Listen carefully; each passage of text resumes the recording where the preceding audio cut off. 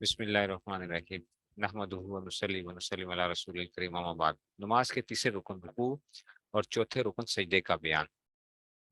نماز کے تیسرے رکن رکوع اور چوتھے رکن سجدے کا بیان۔ رکوع کی ادنا مقدار کیا ہے؟ رکوع کی ادنا مقدار اس قدر جھکنا ہے کہ ہاتھ گھٹنوں تک پہنچ جائیں۔ تو اگر ہاتھ گھٹنوں تک پہنچ جاتے ہیں تو گویا آپ کا رکوع ہو گیا، ٹھیک ہے نا؟ ٹھیک ہے نا، جہاں تک پہنچ رہے ہیں بس اس میں سے تو رکوع ہو گیا۔ رکوع کا مصنون طریقہ کیا ہے؟ اس قدر جھکنا کہ سر اور کمر برابر رہے اور ہاتھ پسلیوں سے جدا رہیں اور گھٹنوں کو دونوں ہاتھوں سے پکڑ لیا جائے، یعنی گھٹنوں کو دونوں ہاتھوں سے پکڑ لو تو یہ اس میں سے آ جائے گا۔ یہ مردوں کے لیے بتا رہے ہیں۔ اچھا، اگر بڑھاپے کی وجہ سے اس قدر، دونوں کا فرق ہے، رکوع سیم نہیں ہے، عورتوں اور مردوں کا فرق ہے۔ شاید عورتیں بس صرف گھٹنے تک ہاتھ لے کے جاتی ہیں، انہوں نے اس طرح نہیں، اتنا جھکنا نہیں ہوتا کہ کمر اور سیدھے ہو جائے، سر سیدھا ہو جائے۔ اگر بڑھاپے کی وجہ سے اس قدر کمر جھک جائے یا کوئی اتنا کبڑا ہو کہ رکوع کی شکل ہو جائے تو رکوع کس طرح کرے؟ سر سے اشارہ کر لے، یعنی صرف سر کو ذرا جھکا دیں، اس کا رکوع ادا ہو جائے گا۔ جیسے کہ ہنچ بیک ہوتا ہے نا، جیسے کیا ہے نیوچ نکل آئی ہنچ بیک، ٹھیک ہے نا؟ تو وہ کیا ہو گیا اپنا اس میں سے، تو اب وہ اس میں سے تو کیا کرے؟ صرف سر سے اشارہ کر لے گا۔ رکوع تو ویسے ہی ہر وقت اس میں ہوتا ہے، وہ گھٹنے کیا اس میں سے ہی ہے، تو پھر کیا ہوگا؟ تو شکل پہ رکوع کس طرح کرے؟ ٹھیک ہے، ہمارے کچھ استاد صاحب سے یعقوب صاحب رحمۃ اللہ علیہ، یعقوب صاحب بہت قابل آدمی تھے۔ وہ بیچارے کیا تھے، ان کی بالکل وہ چھکے ہوئے تھے، ان کے آپریشن ہوا ایک دفعہ ہوا تھا ان کا، تو کوئی مسئلہ ہو گیا تھا۔ اس کے بعد پھر کیا ہوا کہ وہ ان کی ایسے بالکل جیسے بندہ نہیں ہوتا جیسے نیچے جھکا ہوا ہوتا ہے، جیسے بندہ رکوع میں ہی ہو، وہ اس طرح چلتے تھے ہر وقت ہی جو ہے،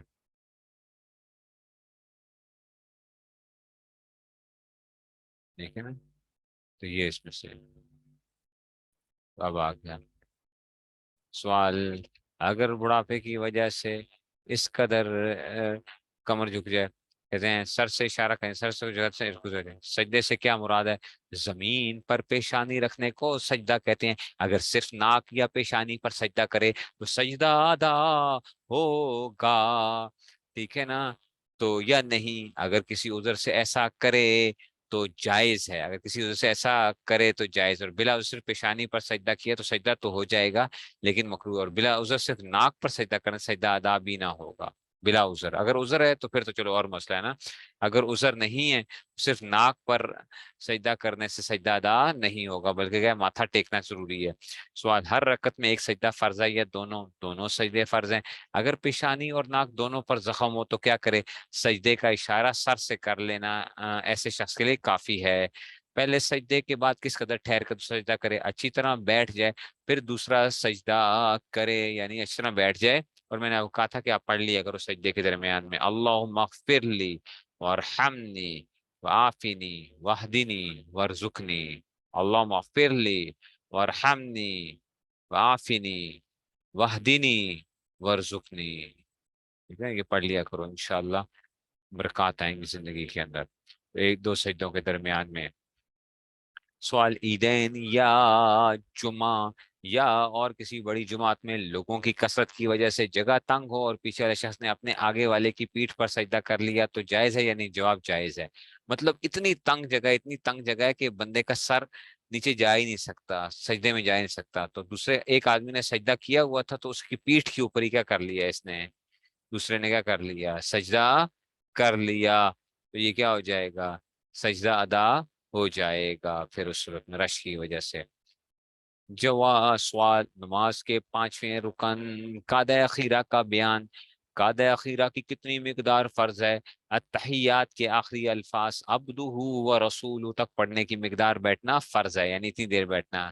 التحیات للہ والصلوات والطیبات السلام علیک ایہا النبی پڑھ کے کہاں تک؟ عبدہ ورسولہ تک پڑھنے کی مقدار بیٹھنا یہ قعدہ اخیرہ میں فرض ہوتا ہے۔ اچھا، آخری قعدے میں بیٹھنا فرض ہے، فرض۔ قعدہ اخیرہ کن کے نمازوں میں فرض ہے؟ کہتے ہیں تمام نمازوں میں، خواہ فرض ہو یا واجب ہو، سنت ہو یا نفل ہو، قعدہ اخیرہ کیا ہے؟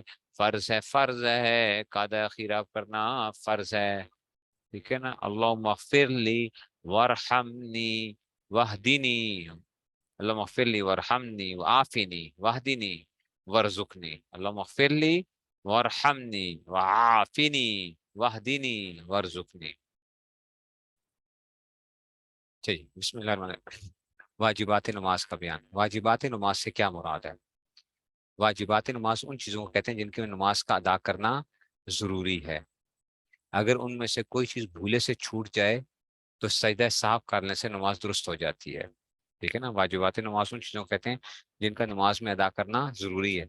अगर उनमें से कोई चीज़ भूले से छूट जाए तो सजदा साहब करने से नमाज दुरुस्त हो जाती है। और भूले से छूटने के बाद सजदा साहब ना किया जाए या कस्तन कोई चीज़ छोड़ दी जाए तो नमाज का लौटाना वाजिब होता है। अगर सजदा साहब वाजिब था ना और आपने नहीं किया तो फिर आपको दोबारा नमाज पढ़नी पड़ेगी। वाजिबात नमाज कितने हैं? वाजिबात नमाज 14 हैं। फर्ज नमाज की पहली दो रकतों को किरात के लिए मुकर्रर करना, यानी आप पहली दो रकतों में किरात करोगे। ठीक है ना? अगर आप आखिरी दो में करते हो और पहली दो में नहीं करते हो तो सजदा साफ करना पड़ेगा। ठीक है ना? अगर गलती से हो गया तो। फर्ज नमाज की तीसरी और चौथी रकत के अलावा तमाम नमाज में हर रोज सूरह फातिहा का पढ़ना। हाँ, कल भी पढ़ा था कि तीसरी और चौथी के अंदर फर्ज को छोड़ के बाकी हर एक में सूरह फातिहा पढ़ना वाजिब है। फर्ज नमाज की पहली दो रकतों में और वाजिब और सुन्नत और नफल नमाज तमाम रकतों में सूरह फातिहा के बाद कोई सूरत या बड़ी एक आयत या छोटी तीन आयतें पढ़ना। मैंने बताया था 29 हरूफ भी पढ़ने पड़ेंगे आपको, 29 हरूफ पढ़ने पड़ेंगे कि यानी उसके बाद तो फर्ज नमाज के अंदर तो पहली दो रकतों के अंदर है, लेकिन बाकी जितनी भी नमाजें हैं उनकी तीसरी और चौथी के अंदर भी हर रकत के अंदर ऐसा करना है कि सूरत भी पढ़नी है। उसके बाद जो है सूरह फातिहा को सूरत से पहले पढ़ना। फिर पहले सूरत नहीं पढ़ोगे, पहले सूरह फातिहा पढ़ोगे, बाद में दूसरी तिलावत करोगे। 2 पॉइंट एक्सप्लेन कर दूं। सेकंड, फर्ज नमाज की तीसरी और चौथी रकत के अलावा तमाम नमाजों की हर रकत में सूरह फातिहा पढ़ना, यानी हर रकत में सूरह फातिहा पढ़ना वाजिब होता है। फर्ज नमाज में तीसरी और चौथी में सूरह फातिहा पढ़ना सुन्नत होता है। फर्ज की तीसरी और चौथी में सूरह फातिहा पढ़ना क्या है? सुन्नत है, वाजिब नहीं है। लेकिन बाकी हर नमाज के अंदर क्या है? सूरह फातिहा और क्या है? सूरत का पढ़ना क्या होता है? वाजिब होता है, वाजिब होता है। ठीक है जी। अच्छा, सूरह फातिहा को सूरत से पहले पढ़ना। सूरह फातिहा को सूरत से पहले पढ़ना। नंबर 5, किरात और रुकू में और सजदों और रकतों में तरतीब कायम रखना। किरात और रुकू में, किरात और रुकू में और सजदों और रकतों में तरतीब कायम रखना। कि पहले क्या आएगी? किरात आएगी, फिर रुकू आएगा, फिर सजदा आएगा। समझ आएगी? तरतीब कायम रखना। कौमा करना। कौमा किसे कहते हैं? रुकू के बाद जो खड़े होते हैं, यानी रुकू से सीधा खड़ा होना।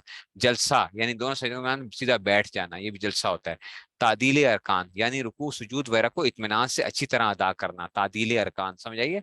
ऐसे नहीं ठुंगे नहीं मारनी है, थोड़ा सा ठहर जाया करो, जरा जल्दी से जो है ना थोड़ा सा सर उठा के फिर रुके फिर आगे गए। कादा उला यानी 3 और 4 रकात नमाज में 2 रकतों के बाद तशाहुद की मिकदार बैठना। ये लफ्ज क्या है? तशहद नहीं है। अच्छा, क्या लफ्ज है? तशाहुद, तशहद नहीं, तशाहुद की मिकदार बैठना।